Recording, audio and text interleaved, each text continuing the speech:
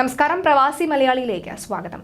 ജനകീയനും മനുഷ്യസ്നേഹിയുമായ ഭരണാധികാരിയായിരുന്നു അന്തരിച്ച മുൻ മുഖ്യമന്ത്രി ഉമ്മൻചാണ്ടി എന്ന Lulu group chairman MA Yusuf Ali. മുഖ്യമന്ത്രിയായിരിക്കുമ്പോൾ അദ്ദേഹം ആസൂത്രണം ചെയ്ത് നടപ്പിലാക്കിയ ജനസമ്പർക്ക പരിപാടി ഇതിനൊരു ഉദാഹരണമാണ്. തളരാതെ മണിക്കൂറുകളോളം പ്രവർത്തിച്ച ദുരിതം അനുഭവിക്കുന്ന അസുഖ്യം ആളുകൾക്കാണ് ഇതിലൂടെ അദ്ദേഹം ആശ്വാസം പകർന്നത്.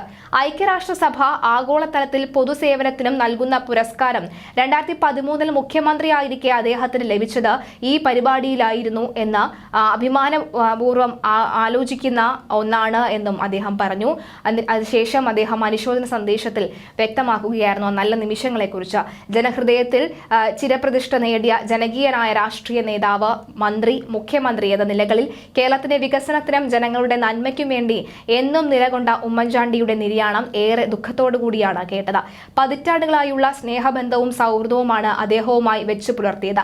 കൊച്ചി അന്താരാഷ്ട്ര വിമാനത്താവള director, Norka vice chairman, smart city പ്രത്യേക ക്ഷണിതാവ് എന്നീ നിലകളിൽ അദ്ദേഹവുമായി വളരെ അടുത്ത് ഇടപഴകാൻ തനിക്ക് സാധിച്ചിട്ടുണ്ടെന്നും അദ്ദേഹം അനുസ്മരിച്ചു. ഭരണ നേതൃത്വത്തിൽ ഇല്ലാത്തപ്പോഴും ജനക്ഷേമകരമായ അനേകം കാര്യങ്ങളാണ് അദ്ദേഹം ഏറ്റെടുത്ത് നടത്തിയത്. ജനങ്ങൾക്ക് വേണ്ടി വിശ്രമമില്ലാതെ ജനങ്ങളോടൊപ്പം പ്രവർത്തിച്ച കേരളത്തിന്റെ ജനകീയനായ നേതാവ് ഉമ്മൻചാണ്ടിയുടെ ആത്മാവിന്റെ നിത്യശാന്തിക്കായി പ്രാർത്ഥിക്കുന്നുവെന്ന് പറഞ്ഞുകൊണ്ടാണ് അദ്ദേഹം ഈ വാക്കുകൾ അവസാനിപ്പിച്ചത്. ജനകീയനും മനുഷ്യസ്നേഹിയുമായ ഭരണാധികാരിയായിരുന്ന അന്തരിച്ച മുൻ മുഖ്യമന്ത്രി ഉമ്മൻചാണ്ടി എന്ന് ആവർത്തിച്ച് യൂസഫ് അലി പറയുമ്പോഴും അദ്ദേഹത്തിന്റെ വാക്കുകളിൽ ആ ഒരു ഇടർച്ച അനുഭവപ്പെടുന്നുണ്ട്.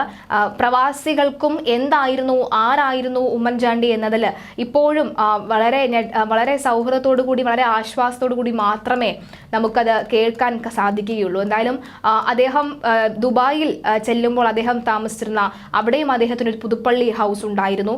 അദ്ദേഹം അവിടുത്തെ പ്രവാസികളെയും സ്വന്തം ഒരു അണിയെപ്പോലെ അല്ലെങ്കിൽ സ്വന്തം ആളിനെ പോലെയാണ് അദ്ദേഹം കണ്ടിരുന്നത്. മലയാളികളുടെ അതിപ്രസരം കൂടുതലായതിനാൽ കേരളത്തിലെ ഒരു ജില്ല പോലെ തന്നെയായിരുന്നു ഉമ്മൻചാണ്ടിക്ക് ദുബായിയും. പ്രവാസ ജീവിതം സജീവമായ 1970കളുടെ അവസാനമാണ് ആദ്യമായി അദ്ദേഹം ദുബായിലെത്തുന്നത്. ഐക്യരാഷ്ട്ര സംഘടനയുടെ ഇന്റർനാഷണൽ ലേബർ ഓർഗനൈസേഷൻ പ്രതിനിധി സംഘത്തിന്റെ ഭാഗമായിരുന്നു. ജോലിക്കായി എത്തിച്ച 100 അംഗ മലയാളി സംഘം ഈ പറഞ്ഞുറപ്പിച്ച ജോലി ലഭിക്കാത്ത വിഷയം അന്ന് അദ്ദേഹം ഏറ്റെടുത്തു. ദുരിതജീവിതം നയിച്ച മലയാളികളുടെ കഥ അന്ന് എല്ലാ വാർത്തകളിലും ഇടം പിടിച്ചിരുന്നു. വിമാനത്താവളത്തിൽ തന്നെ ഉമ്മൻചാണ്ടിയെ സ്വീകരിക്കാനും വീട്ടിലേക്ക് കൊണ്ടുപോകാനും ദുബായിലെ പ്രമുഖർ പലരും വന്നിരുന്നുവെങ്കിലും താൻ പുഷ്പന്റെ കൂടെ കഴിഞ്ഞോളാമെന്നായിരുന്നു ഉമ്മൻചാണ്ടിയുടെ മറുപടി. അതുകൊണ്ട് ആദ്യം ഞെട്ടിയത് ആൾക്കൂട്ടത്തിനിടയിൽ നിന്ന MG പുഷ്പകരൻ എന്ന പുഷ്പൻ തന്നെയാണ്. ഉമ്മൻചാണ്ടിയുടെ ആദ്യ തെരഞ്ഞെടുപ്പിൽ ഇലക്ഷൻ കമ്മിറ്റി കൺവീനർ ആയിരുന്നു MG പുഷ്പകരൻ. ഒരു മുറിയിൽ 2 കട്ടിലിൽ 4 പേരാണ് കഴിയുന്നത്. അതിനിടെ ഉമ്മൻചാണ്ടിയെ അവിടെ കിടത്താൻ അപകടം മണത്ത പുഷ്പൻ ഒഴിഞ്ഞുമാറാൻ നോക്കിയെങ്കിലും ഉള്ള സ്ഥലം മതിയെന്നായിരുന്നു ഉമ്മൻചാണ്ടി പറഞ്ഞത്. ബാച്ചിലേഴ്സ് താമസിക്കുന്ന മുറിയിലെ തറയിൽ ഒരു സ്ഥലം കണ്ടുപിടിച്ചു അദ്ദേഹം. കട്ടിലിൽ കിടക്കാൻ നിർബന്ധിച്ചുവെങ്കിലും കൂട്ടാക്കിയതേയില്ല. മലയാളികളെ ജോലിക്ക് കൊണ്ടുവന്ന കരാറുകാരുമായി ഒത്തുതീർപ്പ് ചർച്ച നടത്തി. വിജയിച്ചില്ല.